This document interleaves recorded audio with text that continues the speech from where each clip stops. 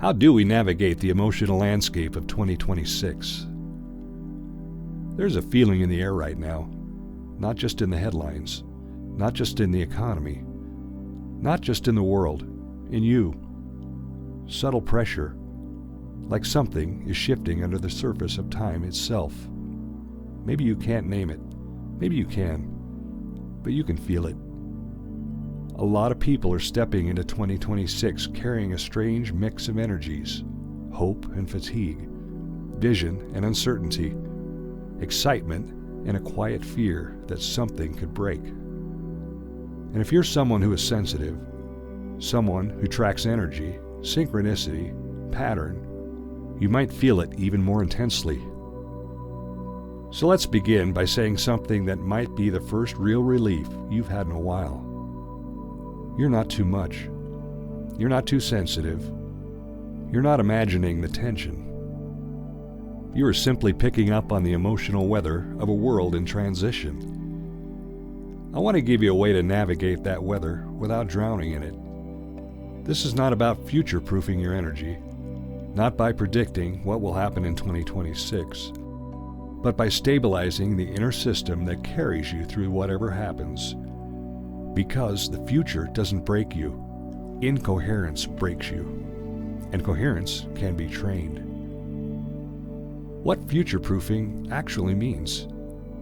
When most people hear future-proof, they think security, control, planning, guarantees. But energetically, future-proofing is something else entirely. It's the ability to stay internally coherent while the external world becomes less predictable. It's the ability to hold your center when the collective field is loud.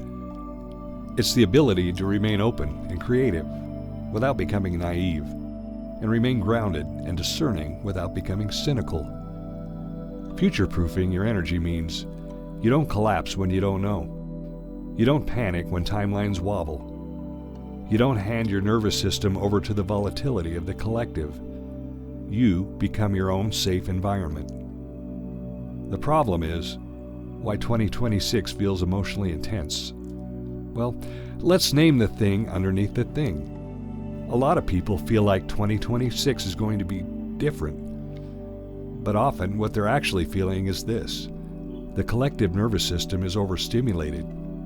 Most people are carrying chronic uncertainty, outrage addiction, information overload, identity polarization, nervous system fatigue, and that creates a baseline of ambient stress.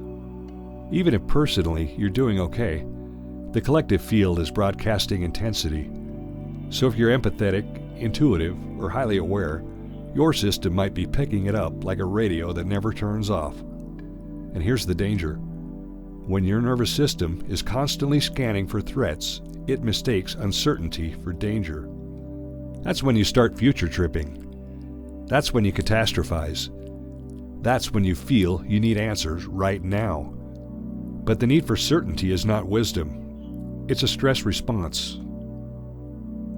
The field doesn't respond to your plans.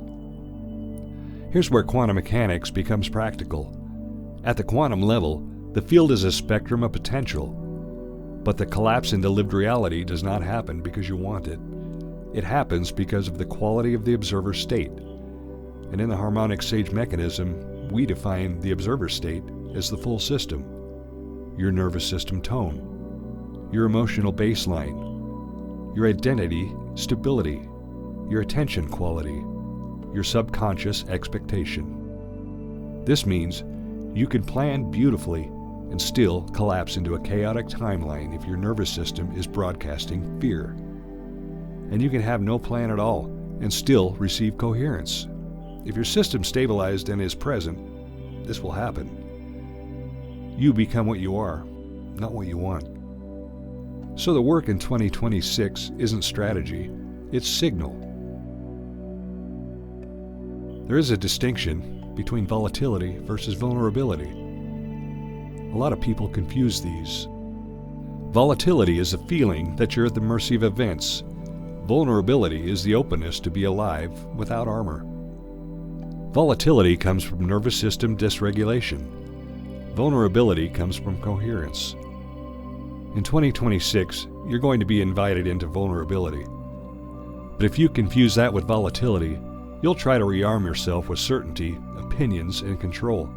And those are heavy. They don't protect you, they harden you. Future-proofing, Rule 1. Your body is the signal origin. Let's get very clear. Most people try to stabilize by thinking. But thinking doesn't stabilize the system if the body is braced. Your body is the broadcasting tower.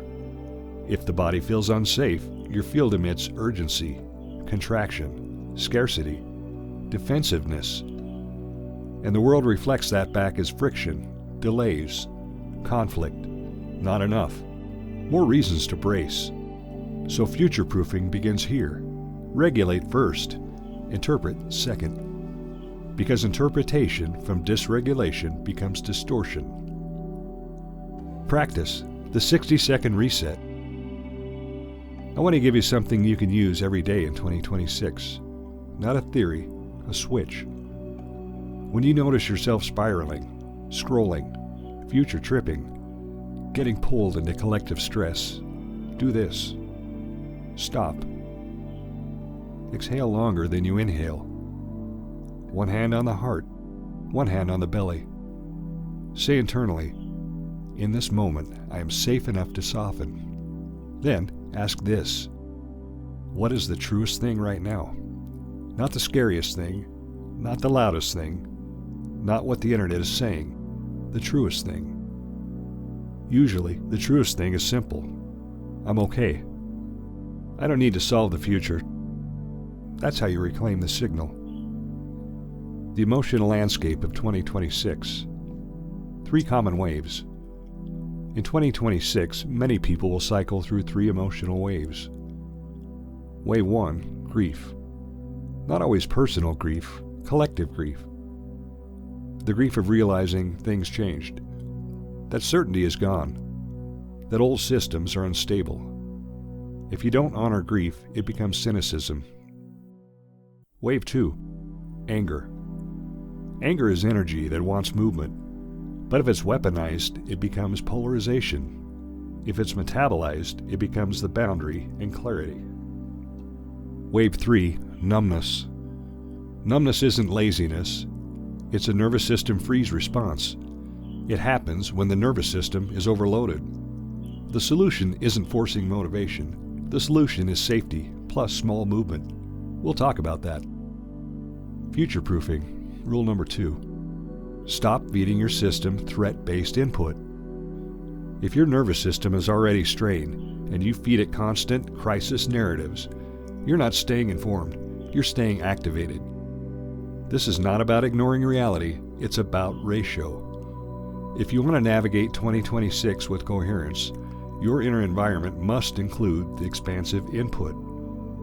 Try things like art, philosophy, beauty, long-form thought, silence, nature, music without urgency, physical activity without intense thought. Because your mind becomes the room it lives in, and a mind trapped in a narrow room cannot create an expansive life. A house with no windows. Imagine living in a house with no windows. You might have information, you might have opinions, you might have certainty, but you have no horizon, no sky, no depth perception. That's what threat-based media does to the mind. It turns your inner world into a sealed room. Expansive thought reintroduce windows. They return depth. They restore your ability to see beyond immediate fear. Future-proofing rule 3. Build an energy budget. In 2026, energy will be currency, not money, energy. Because attention will be pulled in many directions, so you need a budget. Ask yourself daily, what drains me? What stabilizes me? What expands me? What triggers me into loops? Then choose intentionally. You don't have to live like a monk. You just have to stop living like your energy is infinite. It isn't. Treat it like sacred fuel. The quantum paradox. Stop trying to hold every timeline. Many sensitive people do this. They try to anticipate every possible outcome so they won't be surprised, but that creates internal superposition overload. You're holding too many futures at once, and your system collapses into anxiety. Future-proofing means releasing unnecessary timelines. You don't need to hold the whole field. You only need to hold your state. If your state is coherent, the next step becomes visible, always. Future-proofing Rule 4. Micro-choices build macro-reality. Your reality isn't created by one giant breakthrough. It's created by thousands of micro-choices. The moment you pause instead of react. The moment you choose sleep instead of doom-scrolling. The moment you speak truth instead of shrinking. The moment you create instead of consume. The moment you breathe instead of brace. This is how your nervous system learns. It's safe to live differently. And when it learns that, your baseline changes. Then your outcomes change, not by force, by coherence. The practice, the 3 yes alignment. When the world feels chaotic, do this. Ask for 3 yeses. Yes 1, body. What does my body need to soften 2% right now? Yes 2, heart. What truth would bring me back into integrity? Yes 3, action. What is one small aligned step I can take today? When you give yourself 3 yeses, you stop being dragged by the collective current. You become your own current. Future-proofing rule number 5. Don't build your identity on reaction. One of the biggest traps in volatile times is identity fusion. People fuse identity with outrage, ideology, fear, certainty, opposition. It feels strong, but it is brittle. And brittle identities break under stress. Your identity must be built on something deeper: values, coherence, creative power, love, presence, truth. That's what lasts. That's what holds. The love frequency, not romance, regulation. Let's talk about love, but not the Hallmark version. In the harmonic sage mechanism, love is coherence, integration, honest presence, nervous system safety, truth without violence. Love is what allows complexity to exist without collapsing into polarization. So in 2026, the question becomes, what would love do right now? Not as moral virtue, as field mechanics. Love stabilizes signal. Fear scrambles it. The practice, what would love do right now? Hand on the heart, hand on the belly. Ask, what would love do right now? Then wait. Love might say, rest. Stop scrolling. Make the call. Set the boundary. Drink water. Create something. Apologize. Walk away. Breathe. Tell the truth. Love is not always comfortable, but it always moves you toward coherence, and coherence is future-proof. The collective layer, your state affects others. You don't exist in isolation. When you shift from reactivity to coherence, you become a stabilizing node. People can feel it. They regulate near it. This isn't woo, it's measurable. Heart coherence studies show that the heart's electromagnetic field is detectable beyond the body, and coherent states can influence others nearby. So the work you do in 2026 is not only personal survival, it is collective contribution. The seed phase. Why results lag behind signal. A lot of people will do the work, and then doubt it because results don't show up immediately. But reality has latency, like planting a seed. Roots grow before the sprout appears. If you dig up the seed every day to check it, you interrupt it. Future-proofing requires trust, repetition, patience, consistent signal. Hold the frequency long enough for form to catch up. The lantern in the storm. Imagine a storm. Most people run. They flail. They scream into the wind. But a few people become lanterns, not by ignoring the storm, by staying lit inside it. A lantern doesn't stop the storm, but it changes what's possible within it. It makes navigation possible. That's your work. Practical 2026 Protocol, the 5 anchors. If you want a simple framework for 2026, here it is. Anchor 1, sleep. Sleep is nervous system sovereignty. Anchor 2, movement. Move emotion through the body.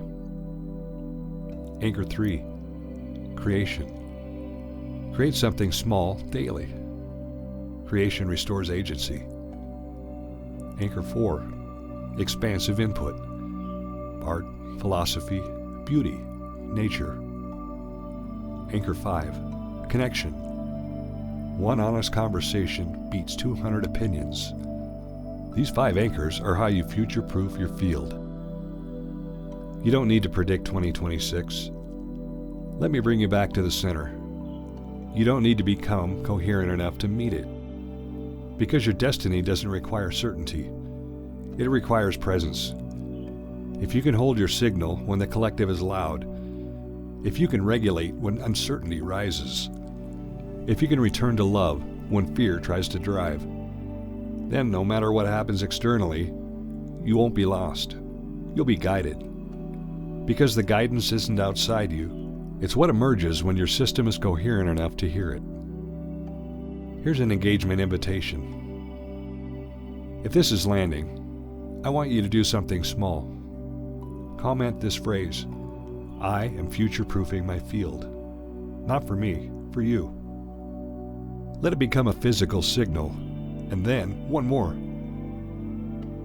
Drop in the comments one word that describes the frequency you're choosing for 2026. One word. Let it be your declaration, because the field responds. It always responds. May 2026 meet you not with chaos, but with your coherence. May you feel the difference between noise and truth. May your nervous system learn what safety feels like again. And may you remember, you are not here to survive the future. You are here to shape the conditions from which your future emerges. Slowly, steadily, beautifully.